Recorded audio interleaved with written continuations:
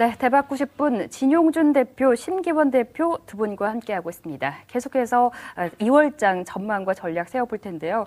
오늘 두 분이 짝이라도 한 듯이 옷이 약간 커플룩이세요.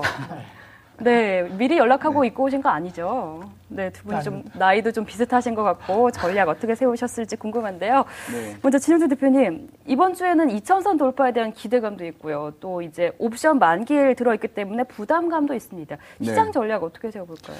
예, 말씀하신 대로 지난 그 옵션 만기를 한번 떠올려 보면은요, 너무 예상과 달리 조용히 넘어갔다. 그리고 한편으로는 부담감을 미뤘다라는 얘기가 나오면서 그때 마감이 됐었던 거 기억나실런지요? 어쩌면 요번 옵션 만기일도 긴장하면서 넘어가게 될 겁니다. 요번에도 좀 무사히 넘어갈 수는 없을까? 만약에 또 너무 무난히 넘어가면은 부담감을 배로 안아서 넘어가진 않을까? 이런 어떤 긴장감 형성될 수 있겠고요. 하지만 요번 주에 있는 어떤 지표라든지 이슈들을 보면은 무난하게 한 주 넘어갈 수 있을 것으로도 보이거든요. 그래서 만기일만 좀 긴장을 하고 넘어가면 되는 한 주로 보시고요. 또 한편으로는 코스피 2,000선에 대한 돌파 시도는 모두가 지금 기대하고 또 예상하고 있습니다. 하지만 2,000선에 대해서 확신을 갖고선 뭐 매매하실 필요는 없을 것 같고요. 어느 정도의 어떤 업황 기대감처럼 보조 지표 정도로만 삼으시면 좀 어떨까 의견을 드립니다. 그리고 앞서서도 이제 심기현 대표님께서 업황에 대해서 잘 짚어주셨는데 정유나 화학에 대해서는 여전히 호재가 나올 것이 너무도 많습니다. 기대감 모아가고 있고요. 또 이제 실적에 대한 부분, 실적에 대한 기대감이 상당히 많고 또 이제 매출뿐만 아니라 영업이익이나 당기순이익까지도 좀 기대감이 있기 때문에 이런 부분들은 관심을 계속 가져줘야 되겠고요. 또 이제 IT 업종 내에서도 여러 가지 디테일한 또 이제 세부 업종으로 나눠지겠지만 반도체라든지 LCD 그리고 더불어서 휴대폰 모바일 관련 쪽도 꾸준하게 호재가 나올 것들 아직도 많이 남은 것 같습니다. 이런 쪽도 계속 관심 가져주시는 게 좋을 것 같습니다. 마지막으로 수급 상황을 보면은요, 외국인이 연일 매도하는 듯한 이런 어떤 과도한 매도세만 지금 나오지 않는다면 하루 정도는 금방 또 반등하는 모습 보여주고 있거든요. 우리가 지금 약세장인 경우에는 하락으로 얼마나 경직성을 띄워주냐보단 다음날 반등을 얼만큼 해주냐로 보자고 했습니다. 아직까지 뭐 예전의 수준을 전부 완연한 어떤 회복세를 보여주지 못하고 있고요. 연일 강한 모습이 나오고 있지만은 완벽하게 뭐 회복을 했다고 보지는 않고 있습니다. 그렇기 때문에 외국인 매도세가 없는 동안에는 일단 한숨 놓고 대응하실 수 있겠고요. 만약에 외국인 매도세가 나온다 그러면은 그때부터 조금씩 긴장을 하시면 좋지 않을까 생각이 듭니다. 네, 뭐 만기일만 좀 긴장하고 외국인의 강한 매물 공세만 없다면 좀 느긋하게 대응을 해도 괜찮은 구간이다. 이런 말씀해 주셨고요. 정유, 화학, IT 업종 그중에서도 지금 반도체, LCD가 좋을 것이라고 말씀해 주셨는데 LCD 업종 이제 정말 좋아지는 건가요?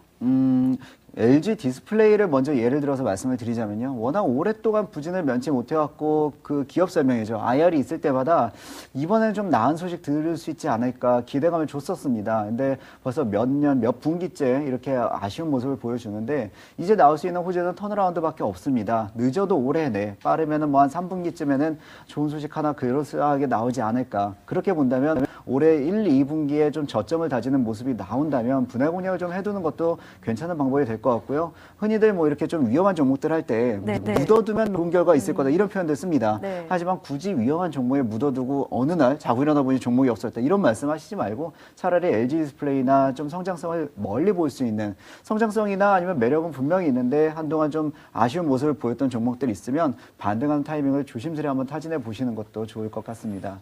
네, LCD 업황은 턴어라운드가 모멘텀이다 이런 말씀이시네요.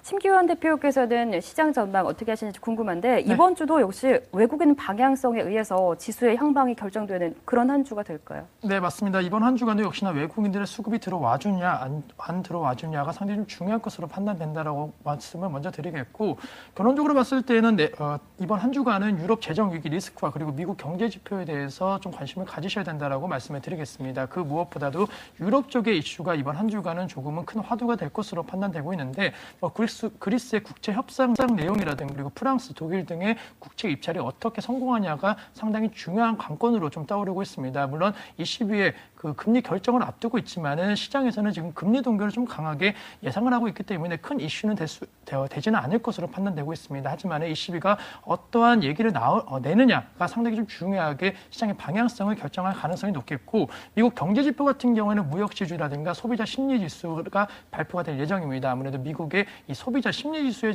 대해서 좀 더 주목을 해야 된다. 따라서 이번 한 주간은 전반적으로 해외발 이슈에 따라서 어느 정도 변동성 확대될 수 있다는 점 염두하셔야라고 말씀을 드리겠습니다. 또한 수급적인 측면만 놓고 봤을 때는 지금 외국인만 좀 강하게 사주는 모습 보이고 있습니다. 기관 같은 경우에는 펀드 환매에 대한 물량 부담으로서 계속적으로 좀 매도세를 보이고 있는데 네. 이번 한 주간도 어느 정도 펀드 환매에 따른 부담감으로 기관의 매도세가 나올 수 있다라는 가능성은 조금은 염두하셔야 될 것으로 판단되고 있습니다. 아무래도 지수가 계속적으로 상승 흐름 보이면서 펀드에 대한 투자 어느 정도 좀 실망한 투자자들이 계속적으로 환매를 하고 있는 그러한 요청이 들어오고 있기 때문에 기관의 매도 그리고 외국인들의 매수가 과연 어떻게 이루어지는지가 다음 한 주간 방향성을 결정할 최대 화두라고 말씀을 드리겠습니다. 네, 메이저 수급을 보자 이런 말씀이신데 외국인들은 연일 좀 매수 기조를 이어가고 있고 기관은 투신권은 펀드 환매 물량 때문에 지금 연일 이번 달 들어서 계속 좀 매도 기조를 나타내고 있습니다.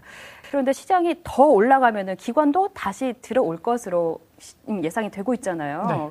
기관의 그러면은 매수는 언제쯤 다시 들어올 수가 있을까요? 네, 우선은 만약에 시장이 대자 상승을 한다라고 한다면은 다시 한번 펀드 같은 이러한 금융상품 쪽으로 가입하려고 하는 투자를 하려고 하는 투자 심리가 강하게 작용할 수 있을 것으로 판단되고 있습니다. 하지만은 아직까지 단기적으로 이번 한 주간에는 그러한 현상이 나타나기는 상당히 어려울 것으로 판단되고 있고 시장에서도 투자자들은 이러한 지금 지수 상승이 어느 정도 경제 펀더멘탈에 따른 상승이 아니고 유동성에 따른 돈의 힘으로 오르고 있다는 것을 다 알고 있는 상황이기 때문에 뭐 경제적인 측면에서 놓고 봤을 때에는 아직까지는 기관의 매수세가 강하게 유입되기는 어렵다는 점으로서 다음 한 주간에 있어서 수급 전망을 해드리겠다라고 좀 정리해드리겠습니다.